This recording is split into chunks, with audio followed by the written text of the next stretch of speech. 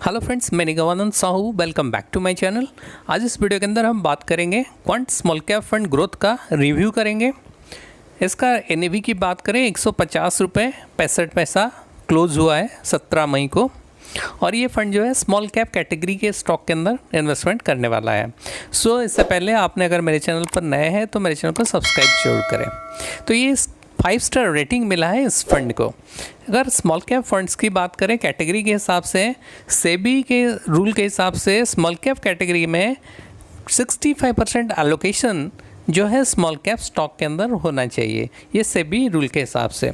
So small cap stock जो stock होते हैं, अगर हम मार्केट कैप के हिसाब से बात करें, टॉप 250 कंपनीज़ होते हैं, उनके बाद जो कंपनियां आते हैं वो स्मॉल कैप कैटेगरी के अंदर आते हैं। यानी जो मार्केट कैप के हिसाब से, मार्केट कैपिटलाइजेशन के हिसाब से 250 के बाद यानी 251 के बाद जो कंपनियां 251 से लेके नीचे जो कंपनियां आते हैं वो स्मॉल कैप कैटेगरी के अंदर आते हैं।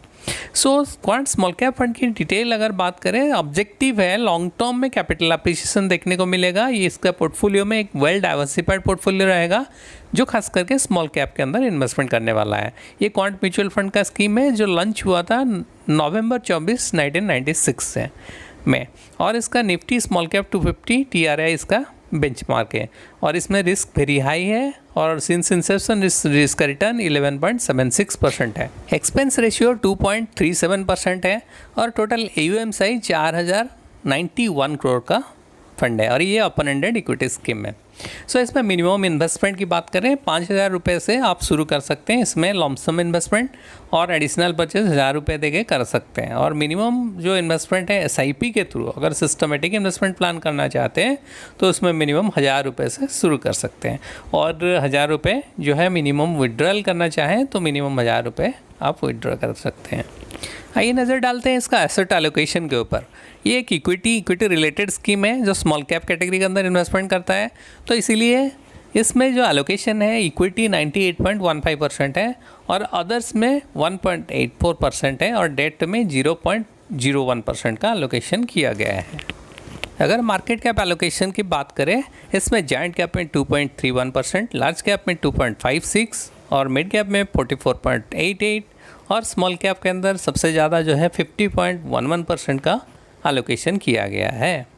और सेक्टर एलोकेशन की बात करें, फाइनेंशियल सेक्टर में सबसे ज़्यादा एलोकेशन किया गया है 21.15, कंज्यूमर स्टेपल में 13.40 और सर्विसेज में 9.71% है। मेटल एंड माइनिंग के अंदर 9.13, एनर्जी में 8.66% एलोकेशन किया गया है। कंपनी की अगर बात करें, रिलायंस इंडस्ट्रीज़ में सबसे ज़्यादा एलोकेशन किया गया है, इन्वेस्टमेंट किया गया है 8.66, HDFC में 7.91, ITC के अंदर 5.47, RBL बैंक के अंदर 4.46 और पंजाब नेशनल बैंक के अंदर 3.83% इन्वेस्टमेंट किया गया है।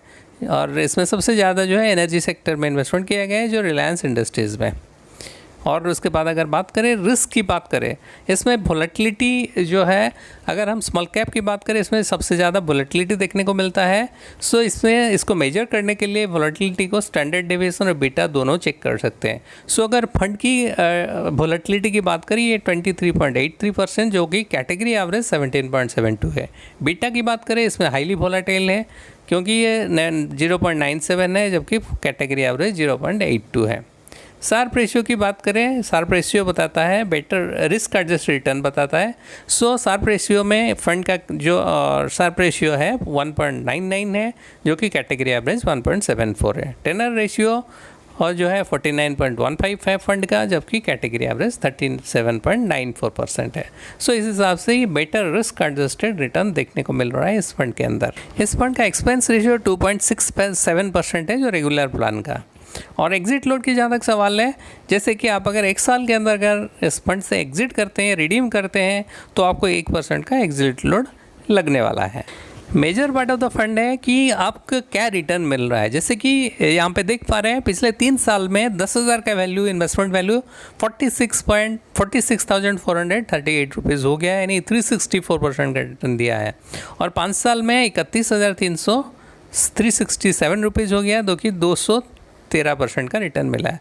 सिंस इंसेप्शन जो है 46,978 रुपीज़ हो गया है, जो कि 369% का रिटर्न मिला है।